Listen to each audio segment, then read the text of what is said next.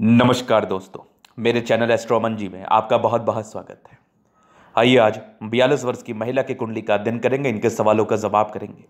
तो सर्वप्रथम इनके सवालों को सुनेंगे, फिर एक एक करके इनके सवालों का उत्तर करेंगे। आज की कुंडली में बहुत कुछ सीखने का मौका मिलेगा, क्योंकि एक बहुत चर्चित दोष है जिसको हम काल सर्प दोष कहते हैं, वो इनकी कुंडली में निहित है। क्या ये दोष इनके लिए ज़्यादा दुष्परिणामदायी है या फिर ये दोष इनके लिए दुष्परिणाम नहीं देगा? क्या ये दोष एक्टिव है या नहीं है? पहले इस कंसेप्ट को समझना है कि काल सर्प दोष बनता कैसे है। अगर आपकी कुंडली के सारे ग्रह राहु केतु के लेफ्ट साइड या राहु केतु के राइट साइड आ जाए तो इसको हम काल सर्प दोष कहते हैं। अगर आप ठीक से गौर करेंगे तो केतु ये हो गया, राहु ये हो गया। राहु के इधर शनि है, पहला ग्रह, दूसरा शुक्र, तीसरा गुरु, चौथा चंद्रमा, पांचवा सूर्य, छठा बुध, सातवां मंगल। तो मतलब सातों ग्रह, 9 ग्रह कुल मिला के होते हैं, सातों ग्रह राहु केतु के एक साइड आ गए हैं और इस साइड एक भी प्लैनेट नहीं है। राहु के बाद ये पहला घर, पहला, दूसरा, तीसरा, चौथा, पांचवा। तो इस 5 घर में कोई भी ग्रह नहीं है, इवन राहु केतु के साथ भी कोई ग्रह नहीं है। तो प्रॉपर काल सर्प दोष का निर्माण हुआ। अब हम आगे थोड़े कंसेप्ट पर और बात करेंगे कि ये दोष कितना ज्यादा प्रभावी है या नहीं है। तो सबसे पहले चीज, महत्वपूर्ण चीजों पर ध्यान रखना है। महत्वपूर्ण चीजों पर सबसे पहले चीज, कुंडली देखने सीखिए। 9 लिखा हुआ है तो ये कहीं ना कहीं धनु लगन की कुंडली हो गई, कहीं ना कहीं श्योर धनु लगन की कुंडली है। बुध वक्री अस्त का है तो कैंसिलेशंस हो गए, इसके ऊपर जो दोष बने थे वक्री वाला वो खत्म हो गया। अब इस कुंडली में राशि जो आ रही है ये तुला राशि आ रही है, मंगल दोष निम्न स्तरीय है। अगर मैं बल की बात कर लूँ, सूर्य 22 डिग्री पर है तो ये बली है, चंद्रमा 25 डिग्री पर है तो ये भी बली है, ये 80% फल देगा, ये 60% देगा। मंगल 26 डिग्री पर है, वही लगभग 20 से 30% देगा। बुध 12 डिग्री पर है, 100% देगा। गुरु 8 डिग्री पर है, लगभग 100%। शुक्र 16 डिग्री पर है, लगभग 100%। शनि 12 डिग्री पर है, 100%। इनके कुंडली में कुल मिला के 1 2 3 4 5 ग्रह लगभग 100% फल देने के काबिल है। 7 ग्रहों में 5 ग्रहों की स्थिति बड़ी अच्छी है। अब मैं एक बातों पर और विचार करना चाहूंगा। लोग काल सर्प दोष बोल देते हैं, डरा देते हैं, लोग डर भी जाते हैं। तो डरने की आवश्यकता नहीं है, समझने की आवश्यकता है। राहु केतु के द्वारा काल सर्प दोष बना। राहु केतु के काल सर्प दोष, राहु काल है, केतु सर्प है, तो ये दोनों मिलके एक सांप जैसा घेरा बना लेता है जिसको हम काल सर्प दोष कहते हैं। लेकिन अगर ये घेरा से ज्यादा पावरफुल इसके अंदर का ग्रह हो, बहुत कंसेप्ट की बात है। मान लिया जाए कि आप कहीं जा रहे हैं और आपके सामने कोई रुकावट आ गया और आपको जाना बहुत जरूरी है, लेकिन वो रुकावट इतना पावरफुल नहीं है कि आपको वो रोक पाए। तो क्या उस रुकावट का कोई अस्तित्व रहेगा? बस इतना सा अस्तित्व रहेगा कि उस रुकावट के द्वारा आपके मन में एक द्वंद्व और दुविधाएं रहेंगी और थोड़ा बहुत आपको तनाव और परेशान कर सकता है। इसके अलावा उसके कोई भी नेगेटिव इंपैक्ट जिंदगी पर नहीं आएंगे।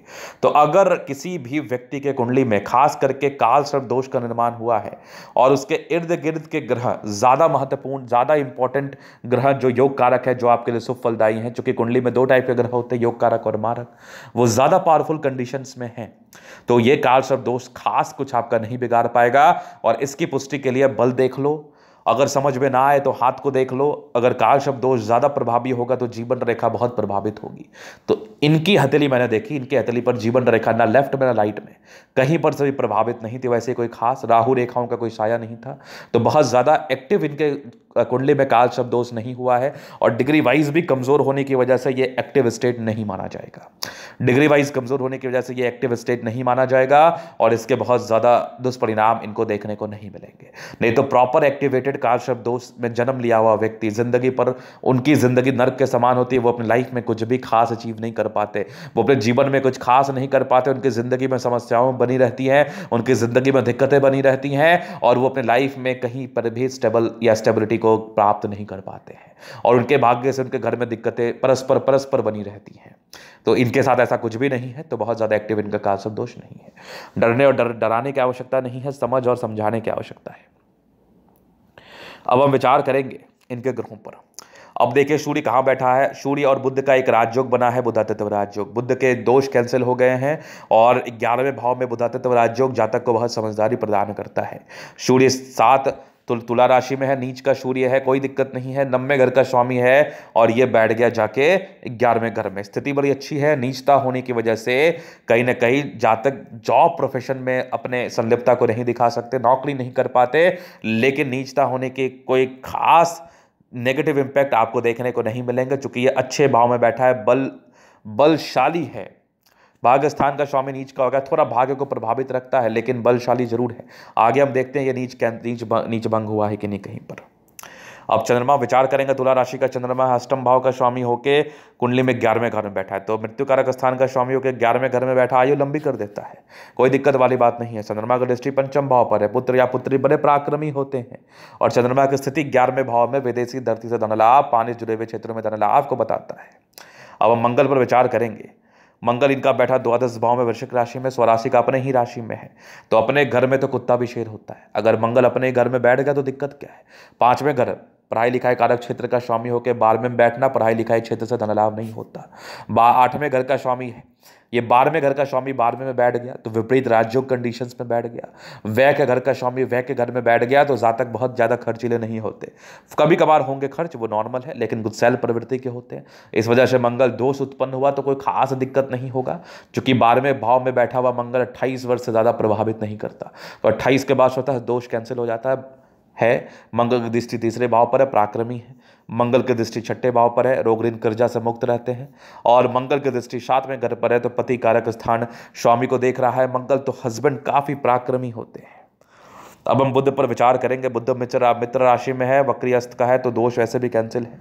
7वें और 10वें घर का स्वामी है, 11वें घर में बैठा है, तुला राशि में बैठा है, तो मित्र का घर हो गया तुला राशि में। और बुध अच्छी स्थिति में है, चूंकि सप्तमेश है, पति कारक स्थान का स्वामी, कैरियर के स्थान का स्वामी होके बुध कहीं ना कहीं अगर बैठ गया जाके ये 11th हाउस में, तो ये इंडिकेट करता है कि ऐसे व्यक्ति डेफिनेटली बहुत समझदार प्रवृत्ति के होते हैं।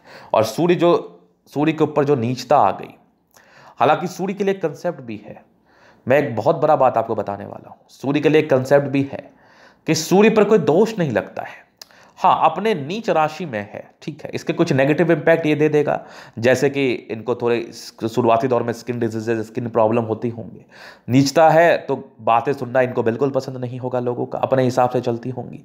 नीच का है तो लाइफ में ज़्यादा कुछ अचीव ये खुद से नहीं कर पाती। लेकिन सूर्य का मित्र है बुध, और बुध अच्छी स्थिति में है, कैरियर के हाउस का स्वामी होके, सप्तम भाव का स्वामी होके 11वें घर में बैठा है, तो इनके हस्बैंड काफी कमाने वाले और काफी सम्मान करने वाले होते हैं। और सूर्य की जो नेगेटिविटी है, बुध बहुत हद तक इसको खत्म कर सकता है, बहुत हद तक। तो कहीं ना कहीं ये एक प्रकार के दोष निवारण हो गए, लेकिन कुछ नेगेटिविटी जो मैंने बताया वो इनको जिंदगी पर फेस करना पड़ता होगा। अब गुरु पर विचार करेंगे हम। गुरु कहते हैं ना, गुरु अगर किसी व्यक्ति के कुंडली में अच्छा हो जाए तो ऐसे व्यक्ति की जिंदगी बेहतर रहती है। कैरियर के हाउस में बैठा है, कन्या राशि में बैठा है, लग्नेश है, रूप रंग सुंदरता का मालिक होके, चतुर्थेश है, गाड़ी मकान वाहन के सुख का स्वामी होके, 10म भाव में बैठ के दूसरे घर धन भाव को देख रहा है, केतु को बैलेंस्ड कर रहा है। 10म भाव में बैठ के चौथे भाव को देख रहा है अपने 7म दृष्टि से, तो गाड़ी मकान वाहन के सुख को बढ़ा रहा है। 6ठे भाव को देख रहा है, तो कहीं ना कहीं रोग ऋण कर्जा ज्यादा होने नहीं देगा। तो गुरु अच्छी स्थिति में है, कुंडली को बैलेंस करने के लिए पूरा कैपेबल माना जाएगा, पूरा कैपेबल। तो इस प्रकार का बृहस्पति आपको अच्छी जिंदगी प्रदान करता है, इस प्रकार का बृहस्पति आपको उच्चतम सम्मान प्रदान करता है, इस प्रकार का बृहस्पति आपको जिंदगी पर तरक्की को देता है। चूंकि गुरु 8 डिग्री पर है, पुखराज रत्न बहुत कंपलसरी है। पुखराज पहन लिया, जिंदगी पर समस्याएं खत्म हो गई। चूंकि लग्नेश है तो ये जीवन रत्न माना जाएगा पुखराज, और आपको पुखराज अति लाभ देगा, बहुत ज्यादा ही लाभ देगा, और आपके लिए हाईली कंपलसरी स्टोन पुखराज माना जाएगा। अब हम शुक्र पर विचार करेंगे। शुक्र कहाँ बैठा वो देख लीजिए आप। शुक्र भी बैठ गया 10म भाव में। शुक्र 6ठे 11वें, चूंकि शुक्र कन्या राशि में नीच का होता है, और 10म और 6ठे और 11वें घर का स्वामी होकर 10वें घर में बैठा है, तो थोड़ा वैवाहिक जीवन में हल्का फुल्का डिस्टर्बेंस रहता है, सामान्य। 6ठे घर का स्वामी अगर नीच का हो गया, 6ठा घर नेगेटिव हाउस होता है, और नीच का नेगेटिव, तो नेगेटिव पॉजिटिव का परिणाम देगा, और 10म भाव में ये कहीं ना कहीं पॉजिटिविटी को इंक्रीज कर देगा। और साथ ही साथ शुक्र एक अच्छी लेविश लाइफ आपको प्रदान करेगा। दृष्टि चौथे भाव पर है, तो गाड़ी मकान वाहन का सुख आपको प्रॉपरली शुक्र देगा, लेकिन नीचता का होने की वजह से हल्की फुल्की वैवाहिक जीवन में अनबन रह सकती है। शनि 10म भाव में बैठ गया, कन्या राशि में, मित्र राशि में, दूसरे तीसरे घर का स्वामी 10वें में है, धन भाव का स्वामी होकर, कर्म के हाउस का स्वामी होकर 10म भाव बैठा, एक बहुत ही अच्छी स्थिति में है, बहुत अच्छी स्थिति में है। तो शनि 10म भाव में बैठने से आपके लिए योग कारक माना जाएगा और आपकी जिंदगी पर धन लाभ कराएगा।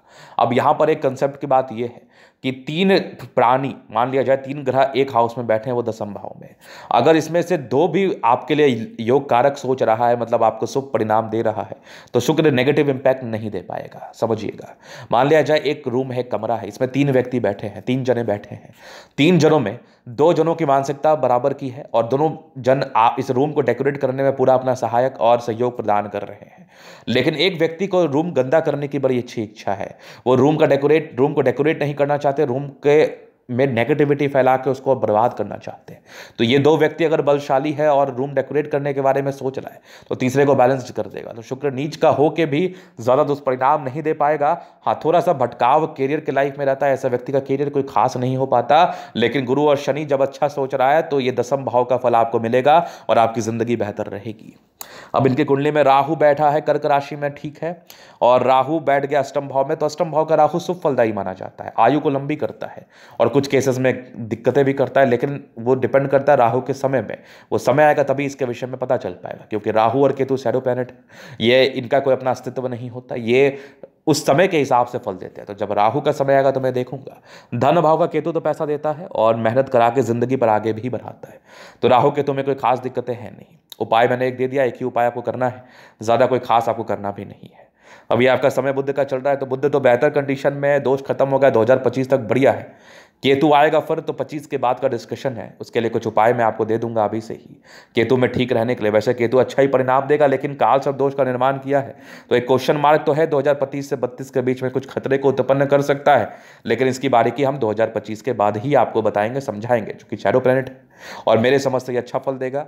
तो फिर भी एक प्रिकॉशन है तो मैं उपाय दे दूंगा। तो ये था इनके कुंडली का पूर्णता विश्लेषण। अगर आपको हमारा ये वीडियो पसंद है, लाइक कर दे, कमेंट कर, सब्सक्राइब कर दे। अगर आप व्यक्तिगत रूप से मेरे शास्त्र का या कुंडली दिखाना चाहते हैं, हमारा व्हाट्सअप नंबर डिस्क्रिप्शन में मिल जाएगा, लेकर आप संपर्क कर सकते हैं। धन्यवाद।